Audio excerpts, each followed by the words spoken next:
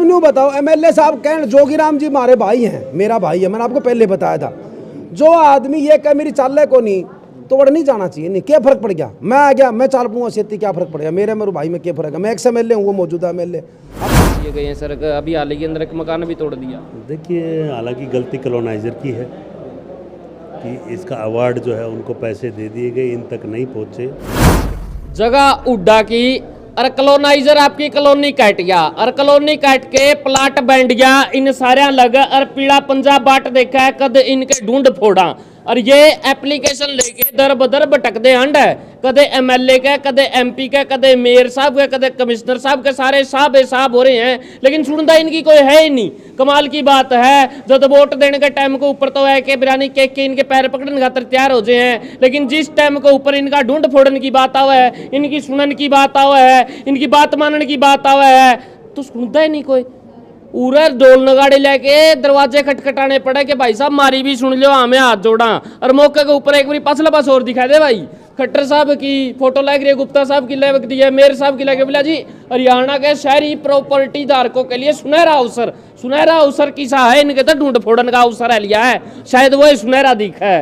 हाँ तब जैतने नींद ऐसे है कि पीला पंजा दिखा रहते बोला जी ढूंढ फोड़ेगा 24 घंटे 24 घंटे दिखा है। हाँ जी, कि मैं सुना फिर आज किसी ने उड़ाया? कोई नहीं सुनता जी,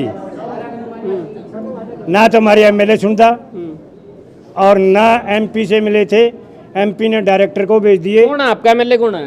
एमएलए जोगराम सियाग। वो तो उनकी तो चलती को नाटे में चलती कैसे नहीं, पीछे एक डीएसपी को सस्पेंड कैसे करवा दिया उसने, चलती सही को नहीं उसकी। ब्राजी ऑर्डर रोड का मुद्दा था, बोला जी हमारा तो फोन नहीं उठाते, दुष्यंत जी मेरी तो चलती नहीं, मैं क्या करूं? कौन कहता है बरवाला का डीएसपी कैसे सस्पेंड हो गया उसके कहने से, और ये कैसे मान रहे हैं उसके कहने से? यानी कि चल रहा है, चलांदे को नहीं, चलांदा को नहीं, नू कौन चलांदा?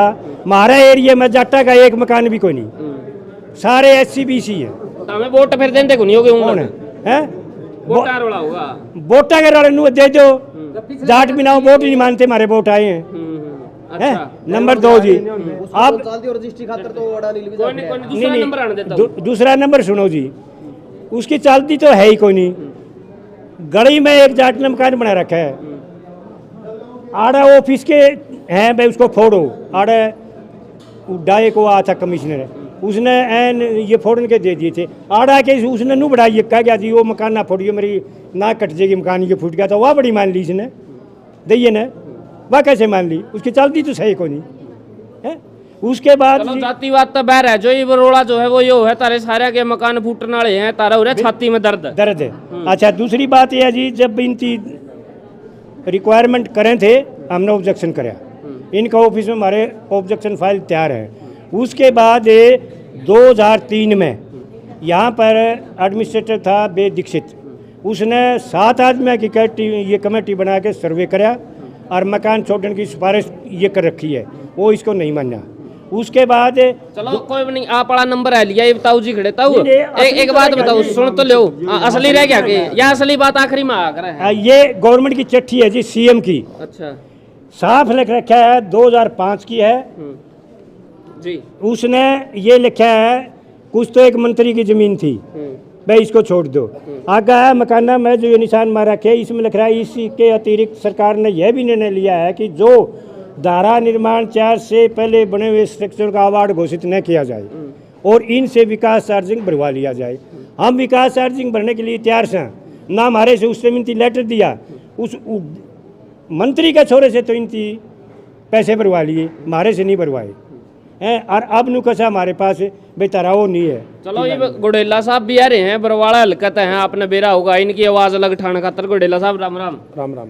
जमीन तो उड्डा की और कॉलोनी काट गया कॉलोनाइजर, मतलब 420 का फ्रॉड हो गया इन सारे आगे कि मैं कार्रवाई उसको ऊपर भी होगी कि वो भी इनका कि मैं लागड़ला पच्ची में है? नहीं, उड्डा की जमीन नहीं है, इन्होंने तो 92 मकान लिए। पता जी वो मेरे साहब से बात हुई है, वो कह रहे जी HSVP का की जमीन है, वो कॉलोनाइजर गलती कर गया, काट गया, इन लग बैठ गया। इन्होंने तो 92 में प्लाट लिए है और 92 में कॉलोनी कटी है।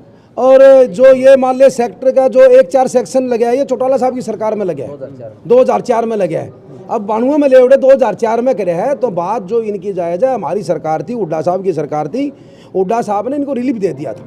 परंतु ये दुर्भाग्यपूर्ण हम लोगों ने इस सरकार को बना दिया और हमारे ऊपर ही पीड़ा पंजा चला दिया। तो हम तो देखो आज ये काल 2 दिन पहले मेरे से मिले थे भाई, जितने बुजुर्ग थे, माताएं बहनें खड़ी है। नहीं, हम लोगों ने तो क्या बना दिया, इनने बना दिया। आपने थोड़ी वोट दिए होंगे, आपने तो कांग्रेस से लग दिए होंगे। नहीं चलो, मैं हूँ, मेरा परिवार है, आप भी मेरे भाई हो, किसी ने दिए है वोट दिए जब सरकार बदली थी। पर तो हमने ये सोच के दिया कि इनकी झूठी बातों में आकर भाई हर गरीब को मकान देंगे। पर तुम्हारे वाला जो मुद्दा था वो भूल गए थे लोग कि हुड्डा साहब की सरकार थी, कांग्रेस पार्टी की सरकार में 3,92,000 प्लाट दिए थे हमारे रहने के लिए गरीबों को।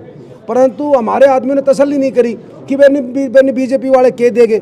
बाकी बात ये, कमिश्नर साहब से बात होगी हमारी। अब हम एक बार राजेश कोच जी हैं, उनसे मिलेंगे, इन्होंने फ़ोन भी किया है, और हम उनको समझाएंगे कि गरीब आदमियों के मकान मत उजाड़ो।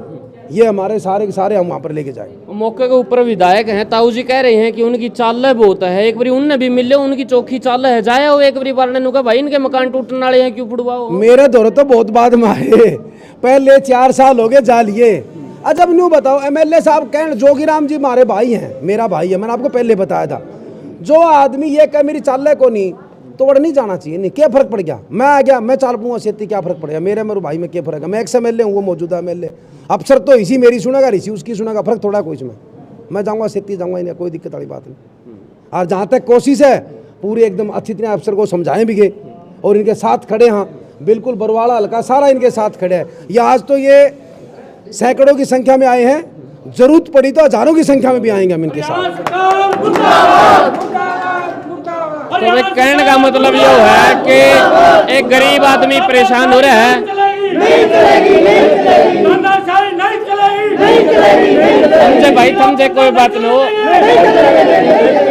समझे 2 मिनट। बात यह है कि गरीब आदमियों के मकान है, बहुत लोगों ने ओढ़ा, आपके बेटे हैं, ब्याह भी करना है, छोरी भी ब्याहनी है, और घर भी पालना है, सारे काम करने हैं। लेकिन वो पीड़ा पंजा नहीं रहते ने, सपने में भी दिखा है कि भाई साहब कद इनका नाश करके जाता रहा। लेकिन ये प्रॉपर्टी भरवाण में है नहीं, ये कागज भरवाण में, डाटा कलेक्ट करने में और पीछे लेने में कोई कसर नहीं छोड़ रखी है। पूरा सुनहरा अवसर दे रखा है। लेकिन वो सुनहरा अवसर के गिले गिले रहते ने, सपने में भी पीड़ा पंजा दिखा है। और इन सारे की उम्मीद के ऊपर रामनिवास घोडेला जी आ चुके हैं, इनकी आवाज़ उठाने का। तो फिलहाल इस वीडियो ने मारो खुल के शेयर, और ताकि इन व्यक्तियों के मकान जो है वो नहीं टूटे। ये बातचीत कर लेंगे हिसार शहर के मेयर साहब से, जिनका नाम है गौतम सरदाना जी, की उनका क्या कहना है इस पूरे विषय को लेकर।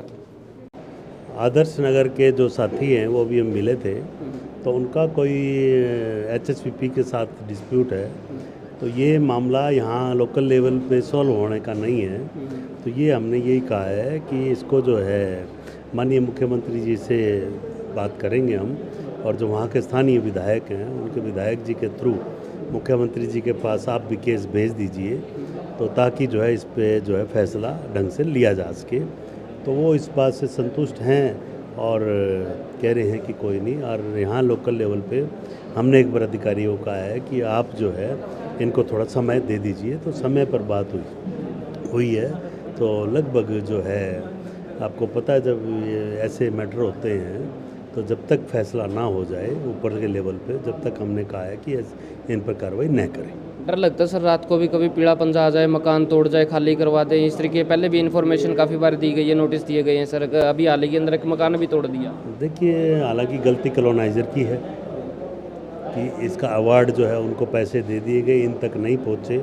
लेकिन इस गलती को सुधार, जहाँ जनता की बात आती है तो जनता की फेवर में ही फैसले लिए जाते हैं, और सरकार जनता चुनती है और जनता ही जो है सरकार बनाती है। तो मैं मानता हूँ कि इनका फैसला इनकी फेवर में ही आएगा। तो कॉलोनाइजर के खिलाफ कोई एप्लीकेशन सर, उसके ऊपर कोई कार्रवाई होने की उम्मीद? देखिए, उसके खिलाफ तो प्रशासन का काम है, हमारे को तो गरीब जनता दिख रही है, तो इनकी फेवर में फैसला होना चाहिए। हम यही प्रयास करेंगे। ओकेजन चाहे कैसा भी हो, आपको परफेक्ट दिखाना है आशीर्वाद लहंगा शेरवानी का काम। जहां पाए डिजाइनर लहंगा, शेरवानी और पार्टी वेयर ड्रेसेस। यहां किराए पर लहंगा, शेरवानी और ड्रेसेस की सुविधा भी उपलब्ध। विजिट आशीर्वाद लहंगा शेरवानी, SCF 113, राजगुरु मार्केट, हिसार।